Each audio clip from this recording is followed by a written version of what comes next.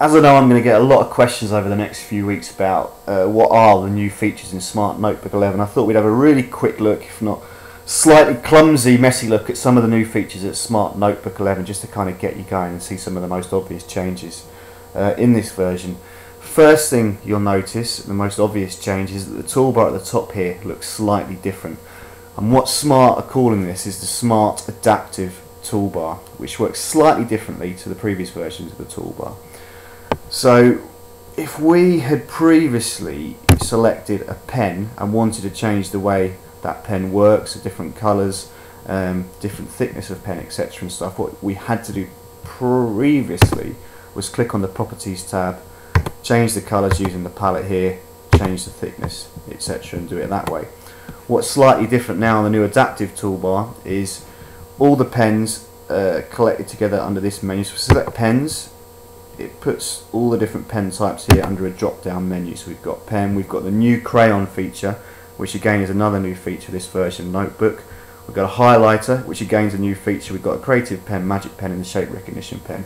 If we select, let's say select the new crayon, you've already got some different settings here with different colours. You've got a palette and you've got the line style under a new drop down menu, which saves us having to kind of dig into the drop down menu and just make things a little more compact and a little bit more easier to use. Same again if we look at the eraser, rather than going to the Properties tab to change the sizes, we've got different sizes in there. We click on the shape tool, you've got all different shapes stored there with further ones hidden in the drop down menu, and again you've got a palette and you've got different line styles.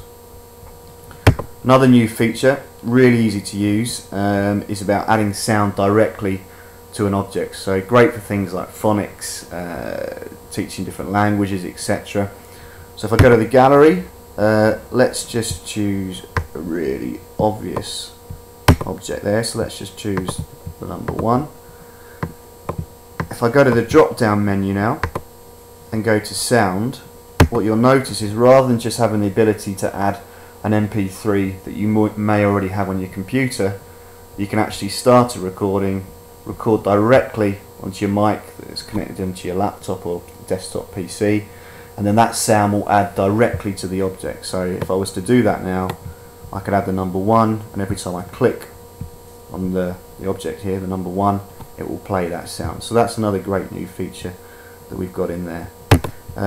Another new feature, and you probably notice there's an extra tab here, looks like a small piece of jigsaw, is the activity builder. So again, let's go into my gallery, let's just choose the boat here, let's choose a cat, and let's choose the fish.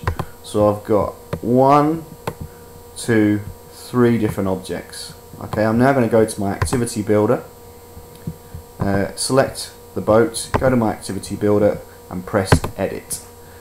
And what we can do is, using this default object now, I can choose for it to accept or reject other objects. So I could ask the question now, what do I want to put in this boat? I want it to accept the cat, so I'm going to drag the cat object into this box here, whereas I want it to reject the fish, and press done.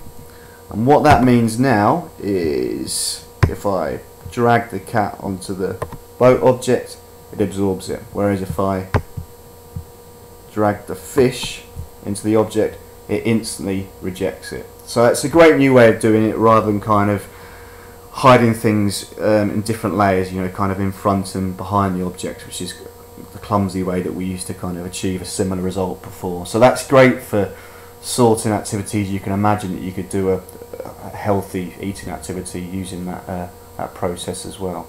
So that's some of the kind of most obvious new features of Smart Notebook 11, just to kind of get you going. It'd be great to get your feedback over the next few weeks, and I'll try and add some new videos as well as I kind of gradually uncover some of the new features in this version of Smart Notebook as well.